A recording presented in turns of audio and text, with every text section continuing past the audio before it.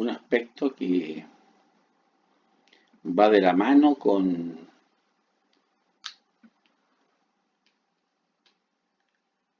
la relación de empleadores y trabajadores son el vínculo laboral, la relación laboral.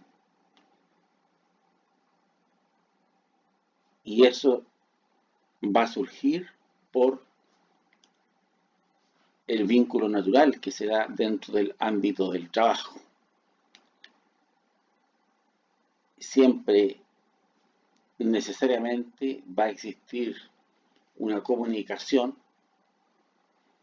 vinculada a la actividad laboral entre el inversionista, el que pone el capital para llevar adelante algún proyecto, alguna empresa, y la gente que trabaja. Esto es importante que pueda estar regulado. De lo contrario, sería una anarquía, no sería una fuente de conflictos. Por eso que en la sociedad moderna lo que regula esto es un contrato de trabajo donde va a definir, por un lado, los derechos que tiene el trabajador y las obligaciones de ambas partes, por supuesto. Dentro de un derecho, que es algo que permanentemente se está efectuando, es lo que debe recibir un trabajador en caso de ser despedido por una causa subjetiva de parte de la empresa, por decirlo de alguna manera, dado que no hay una causa objetiva. Si una empresa decide despedir a alguien por diferentes razones que son propias de la empresa, como por ejemplo bajaron las ventas, o por ejemplo hay una proyectos menos en la construcción y existe un contrato indefinido, podemos despedir al trabajador, pero pagando la indemnización que corresponda. Todas esas cosas, por supuesto que están reguladas y definidas dentro de una ley. Las relaciones laborales pueden ser individuales o colectivas. Una relación individual va a ser aquella que ejerce un trabajador con un empleador específico en forma directa. Van a conversar las condiciones y van a establecer un contrato de trabajo. Y ellos van a estar permanentemente negociando la continuidad del contrato, viendo alguna modificación especial, pero todo a título personal. En cambio, puede surgir algún tipo de organización que se da en los trabajadores, generalmente con un sindicato, una vez que tienen una cantidad de trabajadores dentro de la organización, tienen el derecho a sindicalizarse. Y eso va a generar que algún representante de los trabajadores negocie con la parte empleadora en representación de ese conjunto de trabajadores que conforman el sindicato. Generalmente esto va a surgir porque desde luego que en la medida en que los trabajadores se junten y negocien de manera colectiva, van a tener más poder, más peso en esa negociación. Por eso que pensando en que el trabajador es la parte débil, es la parte eh, más vulnerable dentro de una relación laboral, a través de el colectivizarse, a través de el generar un, una instancia en que negocien unidos, van a poder lograr mejores condiciones de trabajo. Ahora, hay problemáticas que son globales, que las vamos a tener a nivel país, donde hay que regular este tipo de cosas y que tienen que ser para todo el país, como por ejemplo la jornada laboral, como por ejemplo el sueldo mínimo. Entonces, ante estas circunstancias que tienen que ser conversadas y reguladas a nivel país para dar cierta estabilidad al respecto, se involucra el Estado. El Estado forma parte de esta negociación entre los representantes de los empleadores, los representantes de los trabajadores, y de acuerdo a ello se llega a cierto acuerdo en torno a estos tópicos globales que, como les decía, entre ellos sueldo mínimo, la cantidad de horas de trabajo eh, y otro tipo de acuerdos vinculados con el fuero sindical, por ejemplo, eh, y todo lo que conlleva los distintos puntos de una ley laboral. Todo eso al final se va a traducir en una ley.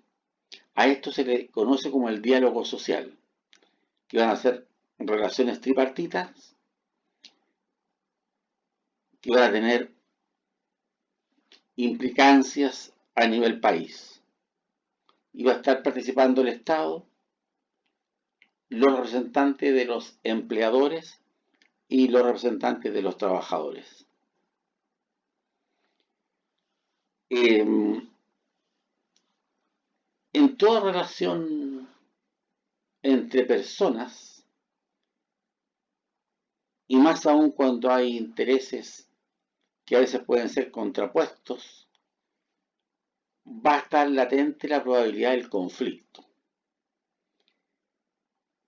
Y eso es importante regularlo, es importante conversarlo y si es factible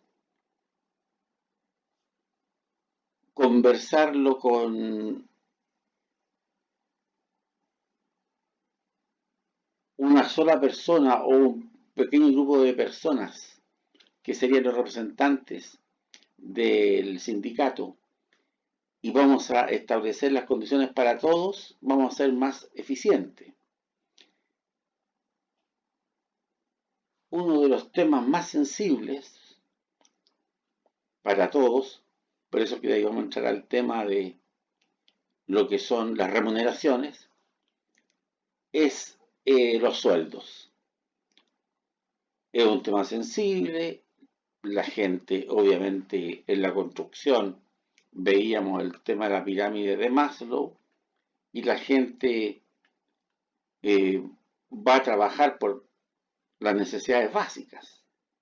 Entonces lo van a sentir un tema sumamente sensible, el poder aproximarnos a una compensación que sea justa y ojalá que dicha compensación pueda traducirse en productividad. Eso es lo ideal, digamos.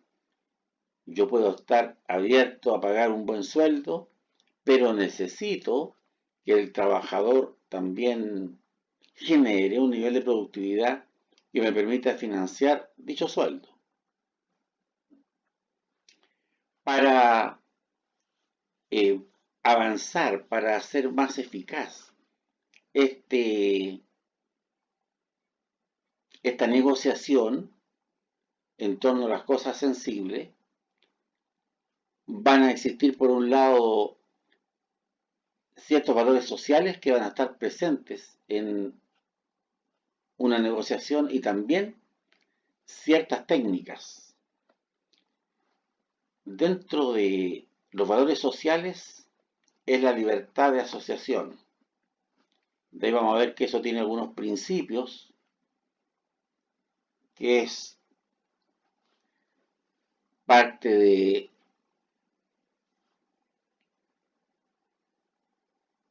ciertas condiciones legales dentro de los estatutos constitucionales de un país, la libertad de asociación, y que la tiene tanto el trabajador como el empleador. El sentido de la solidaridad de grupo es otro valor social que va a estar presente en esta motivación de sindicalizarse. Van a decir somos la parte más débil, más vulnerable, por lo tanto hagamos fuerza en conjunto y organicémonos como sindicato para negociar. Y lo otro es la optimización de beneficios. Se supone que en la medida en que se organizan como sindicato, van a tener más poder, más fuerza para exigir las mejores condiciones, evitar potenciales abusos, y ese es el sentido que hay tras esa iniciativa de organizarse. Además, se van a incorporar algunas técnicas que son propias de este desarrollo social, son propios de estos vínculos organizacionales, como por ejemplo métodos de negociación. Van a haber diferentes formas de negociar con mayor o menor presión, priorizando las necesidades, objetivizando lo que está más sentido por todos. Dentro del trabajo sindical se van a organizar para ir captando, para ir discutiendo las diferentes aspiraciones que van a surgir de la base social, de la base sindical. La gente va a tener sus necesidades, sus prioridades, y esas necesidades hay que captarlas. Hay que determinar las prioridades. Seguramente se van a hacer consultas, se van a hacer reuniones del mismo sindicato en donde surja votaciones, encuestas, todo lo que permita determinar qué es lo que quiere la gente, qué es lo que aspira, a qué le da más importancia. Y lo otro que hay que tener presente también dentro de las técnicas de negociación es que hay que saber llegar a acuerdos. El fin de un conflicto es la negociación. Por lo tanto, hay que tener personas que sepan negociar, que sepan buscar acuerdos, con el objeto de que sea un beneficio para la organización en general. Si un sindicato, por ejemplo, es bien conducido y además sus directivos tienen capacidad de negociación, son instruidos al respecto, van a generar un beneficio para la empresa, para ellos mismos porque van a crecer a través de esa capacidad de negociación y para aquellos que representan, para todos los que son los miembros del sindicato. Dentro de estos de los principios de libertad de asociación, uno dice los trabajadores y empleadores, aquí estamos viendo a ambas partes, sin ninguna distinción y sin autorización previa, tienen el derecho de constituir las organizaciones que estimen convenientes, así como el de afiliarse a estas organizaciones, con la sola condición de observar los estatutos de las mismas. Por otro lado, dice, las organizaciones de trabajadores y de empleadores tienen el derecho de redactar sus estatutos y reglamentos administrativos, el de elegir libremente sus representantes, el de organizar su administración y sus actividades y el de formular su programa de acción. Es decir, tanto los trabajadores como los empleadores van a reunirse, tienen el derecho para eso y van a definir todo lo que son sus estatutos, que van a darle una estructuración a su organización. Los trabajadores deberán gozar de adecuada protección contra todo acto de discriminación tendiente a menoscabar la libertad sindical en relación con su empleo. De ahí que aquellos representantes de los trabajadores que van a ser cabeza de negociación van a tener cierto fuero con el objeto de que no vayan a ser menoscabados en sus derechos. Deberán adoptarse medidas adecuadas a las condiciones nacionales cuando ello sea necesario para estimular y fomentar entre los empleadores y las organizaciones de empleadores, por una parte, y las organizaciones de trabajadores, por otra, el pleno desarrollo y uso de procedimientos de negociación voluntaria con objeto de reglamentar por medio de convenios colectivos las condiciones de empleo. Por eso que en estas negociaciones generalmente hay veedores de la dirección del trabajo, hay algún funcionario de la inspección del trabajo que va a estar presente en todas las reuniones en donde se esté negociando colectivamente como ministro de fe. Por último, vamos a decir que en los últimos años se ha ido cambiando en alguna medida lo que es la visión de la empresa. Antiguamente se veía a las organizaciones muy verticales, con muchos niveles jerárquicos. Hoy día las organizaciones se han ido aplanando, con el objeto de que la gente pueda sentirse más integrada, con el objeto de potenciar, entre otras cosas, el liderazgo por autoridad, porque la idea es que la gente no sienta que va a tener sobre sí un poder fuerte, autoritario, sino que va a ser guiada por personas que tienen las capacidades para hacerlo y son sus representantes dentro de una jerarquía que generalmente se va a mostrar de puertas abiertas. Por eso que las organizaciones se aplanan, se piensa que debe haber un nivel directivo, un nivel de mandos medios y la fuerza de trabajo, a diferencia de lo que era históricamente, en que poco menos que la empresa iba a ser más importante en la medida en que había mayores niveles jerárquicos. Hoy día, con empresas con estructuras muy aplanadas, las directrices de la dirección llegan de manera mucho más efectiva a lo que es la fuerza laboral. Así son más eficaces lo que son las políticas laborales.